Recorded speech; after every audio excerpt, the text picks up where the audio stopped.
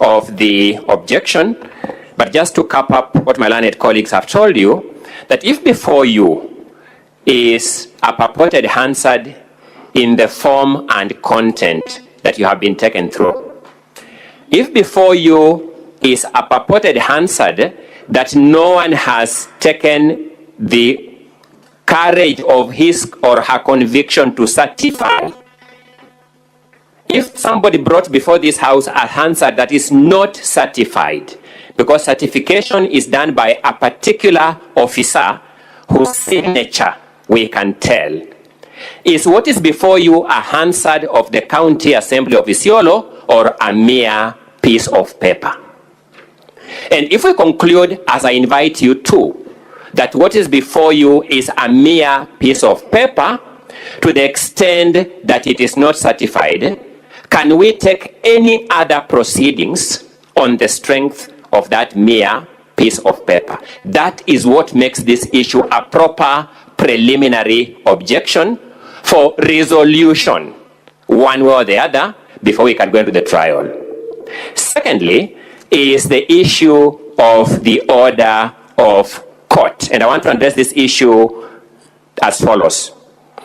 We are guided by the Constitution and other laws and the standing orders, and to an extent, the manuals that this house publishes from time to time to inform both these members and the members of the public who interact with this house.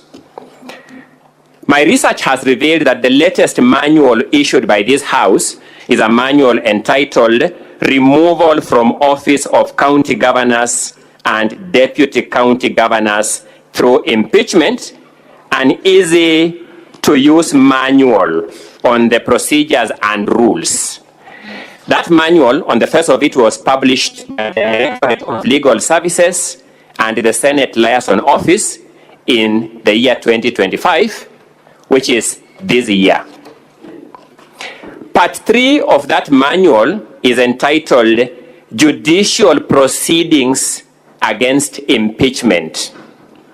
And this is the position this house has communicated in that manual at page 60, which is the very last page of that manual. There are 2 subtitles at page 60 of that manual, which is subtitle 1, Comply with Court Orders.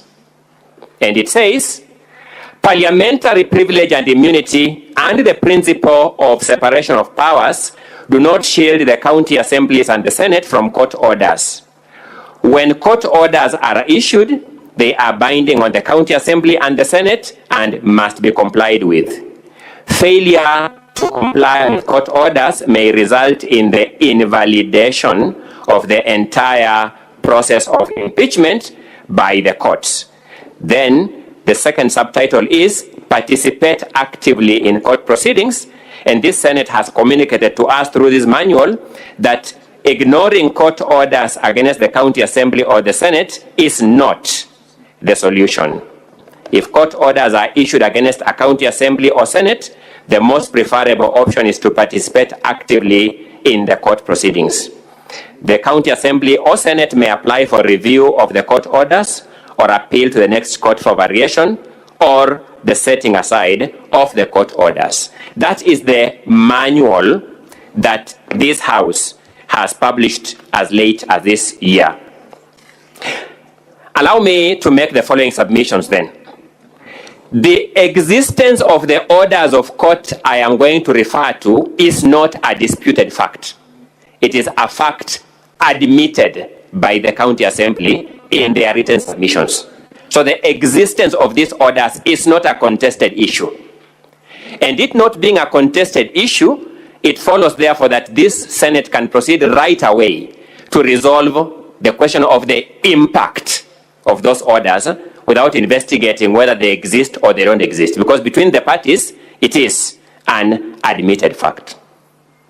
Allow me to begin by referring this order, this Senate, my apologies, to an earlier ruling of the Speaker of the then only House of Parliament, which was the National Assembly before the new constitution. This was the ruling by Speaker Kenneth Otiato Marende on the question of nominations of Chief Justice, Attorney General, Director of Public Prosecutions, and Controller of Budget, and that ruling was made on the 17th of February 2011. It is found in volume number 4 of the governor's documents. It is found in volume number 4 of the governor's documents, and you'll find that ruling starting at page 165 of volume number 4 of the governor's documents. But the relevant part I would refer to in the interest of time is at page 168 of that volume. Volume number 4 of the governor's response. At page 168 is a continuation of that ruling of the then Speaker of the National Assembly, Honorable Kenneth Otiato Marende. He says, and I quote, "Honorable members, between the time when Mr. Imanyara first raised the matter and now, I have had the benefit of considering a range of material addressing the various aspects of the matter. Specifically, I have benefited from, among others, the position taken by the Judicial Service Commission, the Commission on Implementation of the Constitution, and the Law Society of Kenya. I have also carefully read and considered the ruling of the High Court relating to the matter of nominations, which was delivered on 3rd February 2011. Mr. Speaker, distinguished senators, I had the rare privilege of participating in that court proceeding. The first three of these bodies are constitutional or statutory, and their views on matters of law, though not binding to this House, are of significant persuasive value. Honorable members, as for the ruling of the High Court, despite my restatement of the constitutional relationship between the legislature and the judiciary, I have repeatedly emphasized that subsisting judicial decisions, while they cannot restrain the legislature, and that's important to us because I'm addressing this issue, while they cannot restrain the legislature from the discharge of its functions, are of binding effect and may have a bearing on the products emanating from this House. The learned Honorable Justice Musinga, in his ruling in the above case, found that the nomination of the Chief Justice was unconstitutional, for it was not in accordance with Article 166 of the Constitution. I will then proceed to page 169 of that volume in the interest of time. The paragraph starting with honorable members, that will be the third paragraph. Although I have read that this court decision does not stop the National Assembly from proceeding with its work and cannot determine for the House how to proceed, it must be noted, as matters currently stand, any decision made by this House on the nomination, though perfectly procedural from the point of view of the legislature, outside the legislature, it is, to the extent that it does not accord with the ruling of the court, null and void for all purposes. So that is the guidance that Honorable Marende makes. Allow me to then come to the specific ruling that we wish to draw this Senate's attention to, and that I will refer you to volume number 4 still.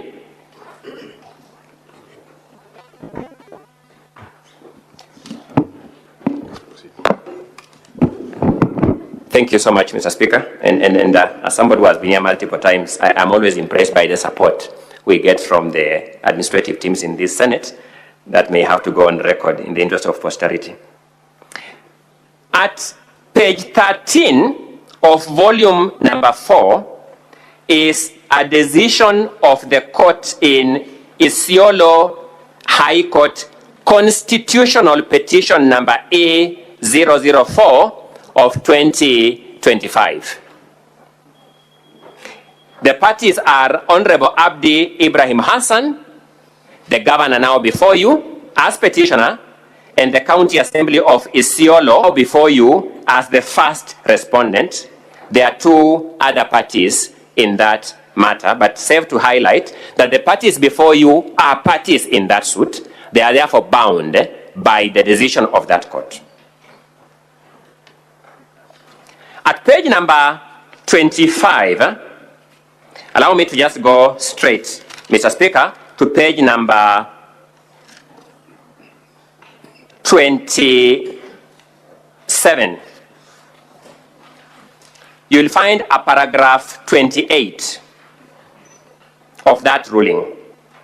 And the judge observes as follows: it is important to note that there was no complaint raised when the first orders were issued by the court in respect of the motion dated 10th June 2025 that was to be debated on 17th June 2025.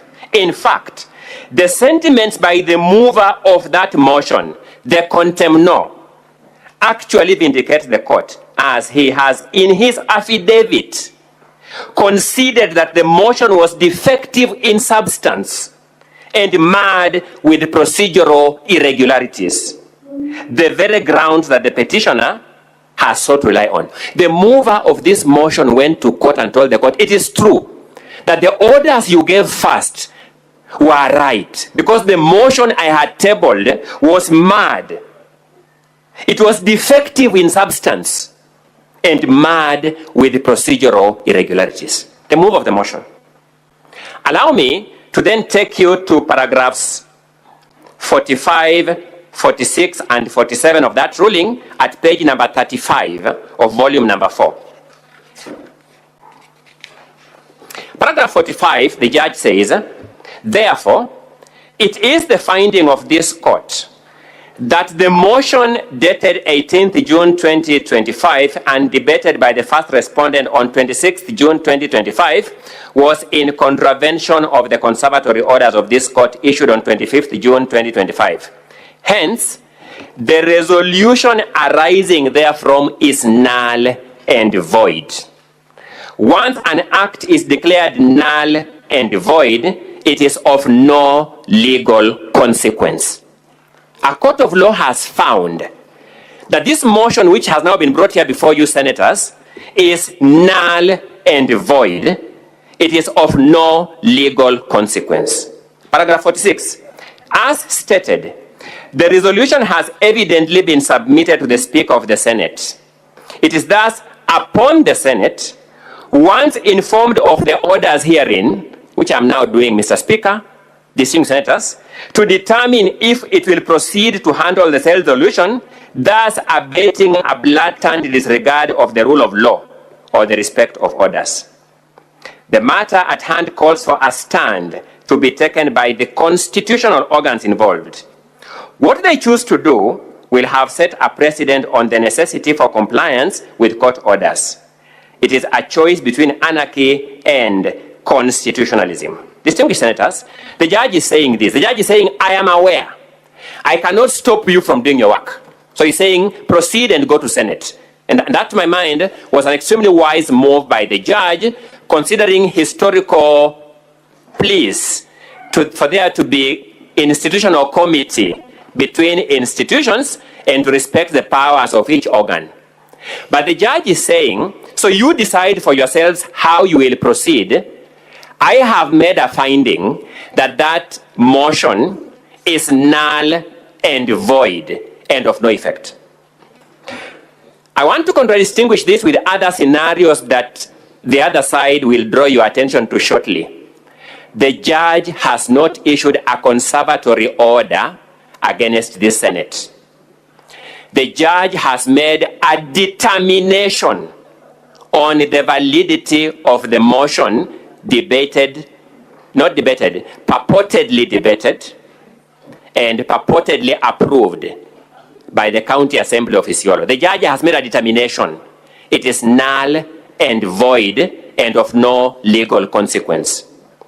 You are being invited to engage with this motion on that strength of fact, on the strength of the finding by the judge that the motion as approved, as brought before you, is null and void and of no legal effect. We therefore invite you to introspect and make this determination.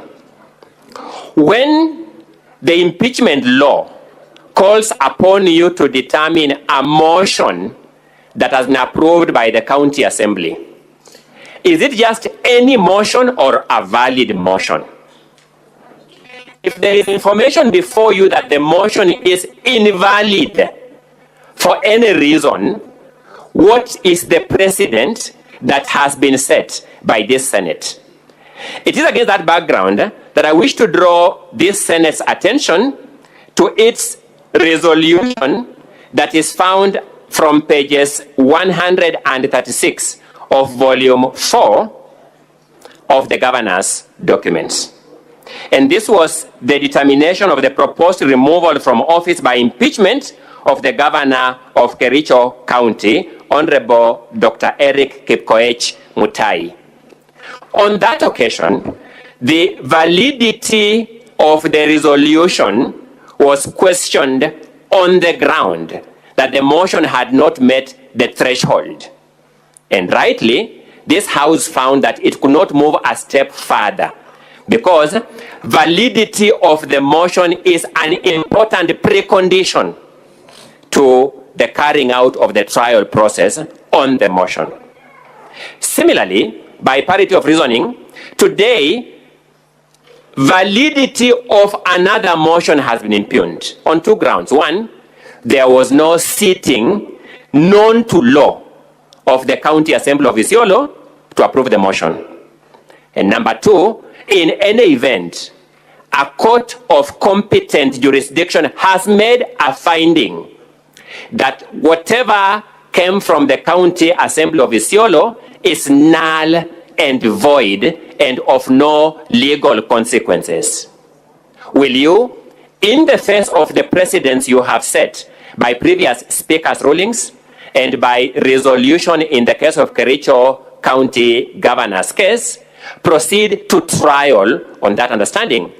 We beseech you with humility to find that there is no motion known to law before you and thereby to down your tools. I humbly submit and respect and rest the governor's submissions on that question of the preliminary objections. I reserve our 10 minutes, Mr. Speaker, for a rebuttal from this side once the County Assembly has finished their response. Thank you so much, Mr. Speaker. Thank you, Senators. Counsel for the County Assembly.